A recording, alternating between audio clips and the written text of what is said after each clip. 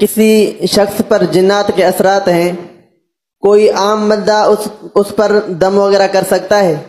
اور دم تو کر سکتا ہے، روکنا کس نے ہے؟ اور اگر اس نے دھما دھم کر دی نا جنات نے تو پھر مشکل کھڑی ہو سکتی ہے۔ حضور پھر ہم کون سا دم کریں؟ کسی دم کرنے والے سے رجوع کریں۔ بیمار ہوتا ہے اگر آپ خود اس کو ٹیبلٹ دے دیں گے، بیمار کہیں اور نکل گیا تو مشکل ہو جائے گی نا۔ جو عامل ہوتا ہے نا اس کا دم، خالی یہ دم ہم کو لگتا ہے پھونک ماری، اس کی زکاتیں ہوتی ہیں کہ باقاعدہ زکاتیں ہوتی ہے، اس کی پوری ٹریننگ، ہر صورت میں دم کی ٹریننگ نہیں ہوتی، ٹریننگ ہوتی ہے، پھر اس کا حصار پڑھنے والا ہو۔ ہم لوگ دم تو کرتے رہتے ہیں لیکن حصار اس کے پڑھنے چاہیے۔ کچھ ایسے اوراد ہوتے ہیں اپنے شجرے میں بھی ہیں کہ وہ اوراد پڑھتا رہے، حصار پڑھتا رہے، تو اس طرح یہ کہ دم کرنے میں تھوڑا بچت ہوگی۔ دم کرنے سے کیا ہوتا ہے کہ بعض اوقات وہ ریورس ہوتا ہے، کسی کو مطلب نظر لگی ہوئی ہے، ہم نے دم کیا تو ہو سکتا ہے اس کی نظر کے اثرات ہم پر آئیں، اس کو جادو ہے، ہم نے پھونک مار دی، ہو سکتا ہے اس کے جادو کے اثرات ہم پر آئیں۔ جن ہے ہو سکتا ہے وہ ہمارے پیچھے لگ جائے۔ یہ خطرات، یہ دم کرنے میں خود مطلب بچ نہیں سکتا، دم کرتا رہتا ہوں، لیکن خیر الحمدللہ کچھ نہ کچھ حصار کی بھی ترکیب ہے، وہ جو سنت حصار ہے حدیث پاک میں، وہ میں الحمدللہ بہت کم ہی ناغا ہوتا ہے، میں پڑھتا ہوں۔ آسان ہے، زیادہ مشکل نہیں ہے، عادت بنا لیں گے تو ہو جائے گا، 4-5 منٹ کا کام ہے، مجھے قریباً 6 منٹ لگتے ہیں۔ یہ سوتے وقت دونوں ہاتھ یوں پھیلا کر قل هو اللہ شریف، سورہ فلق اور سورہ ناس، شروع میں اعوذ، ہر سورت سے پہلے بسم اللہ پڑھنی ہوتی ہے، ٹھیک ہے، یہ پڑھ لی، دم کر کے آگے سے شروع کیا، اور یہ جہاں تک جسم پر ہاتھ پہنچتا ہے پھیر لیا، پھر اس طرح اس طرح اس طرح، یہ ہر طرف مطلب جہاں جہاں تک ہاتھ پہنچتا ہے یہاں یہ ہاتھ پھیر لے، پھر دوسری بار۔ اب ایک بار اعوذ پڑھ چکا تو دوسری بار ضرورت نہیں ہے، لیکن بسم اللہ ہر سورت سے پہلے پڑھنی ہے۔ یہ پڑھ کر یہ 3 بار یہ کرے گا، پہلی بار کیا نا اسے تو 3 بار کرے، یہ ہو گیا حصار۔ پیارے آقا صلی اللہ علیہ وسلم کی سنت بھی ہے، بہترین حصار۔ کسی کو نیند چڑھ جاتی ہو، کوئی گلا دباتا ہو، کوئی مطلب پریشان کرتا ہو، کھینچتا ہو، بعض اوقات نیندوں میں اس طرح کی کیفیات ہوتی ہیں، انشاءاللہ یہ حصار پڑھیں گے نا تو یہ کیفیات ختم ہو جائیں گی یا کم ہو جائیں گی۔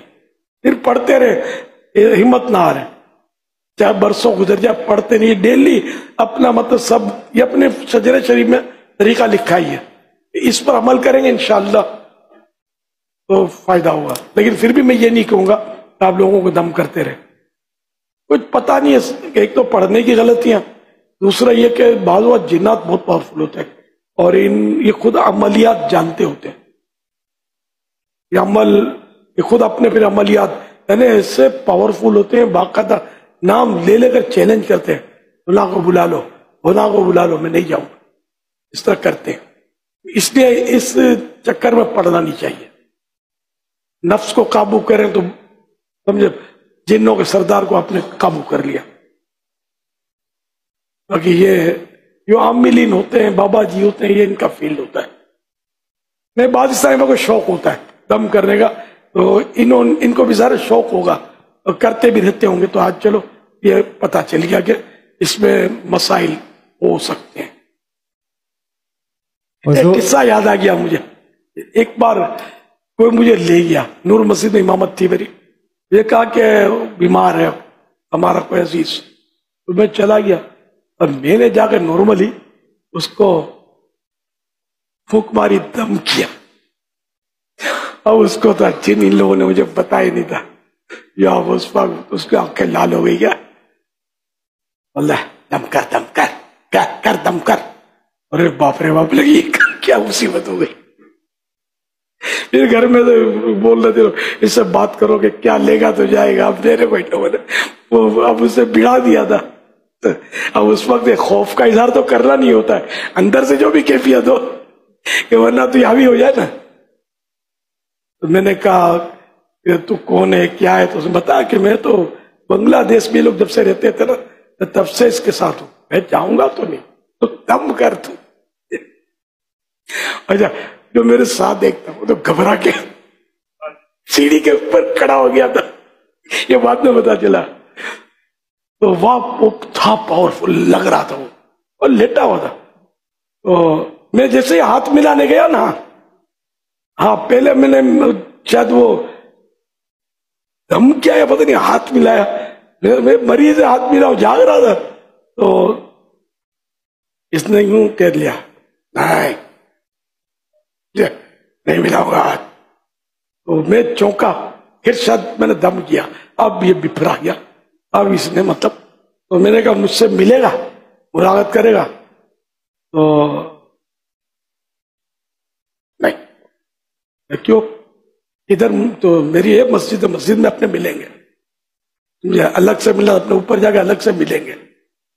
ہاں مذہب بھی اس نے بتا دیا تھا کہ ان کا اپنا ایک مخصوص مرگھٹ یا جو بھی ہوتا ہے یہ، میں نے کہا وہاں ملے گا تو آئے گا۔ میں اب ذرا اس پہ روک تو ڈالنا تھا، اب اگر ڈریں گے تو یہ تو حاوی ہو جائے گا۔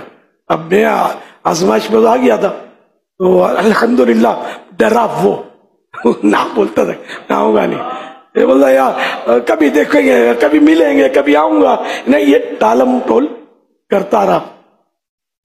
پھر آخرکار کچھ دیر کی ڈسکس کے بعد یہ ایک دم کانپنے لگا، او باپ رے باپ، اس پہ تو جھرجھری کی لہر دوڑ گئی۔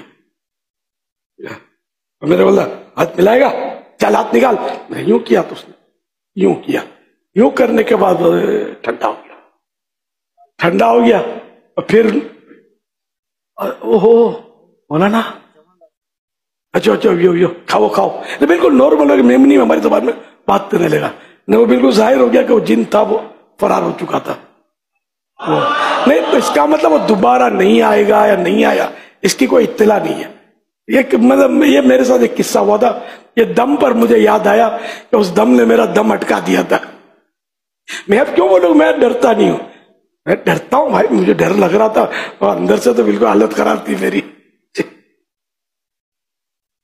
لیکن الحمدللہ مطلب ایسے موقع پر یہ بھی ایک سیکھنے کو ملا کہ وہ گھبراہٹ کا اظہار نہیں کرنا چاہیے، ورنہ وہ ہم گھبرائیں گے نا، کوئی بھی دنیاوی دشمن، انسان بھی دشمنوں کو ہم جتنا ڈریں گے نا تو وہ زیادہ روب اور برم مارے گا، لیکن موقع کی مناسبت سے ڈیل کرنا چاہیے معاملات کو۔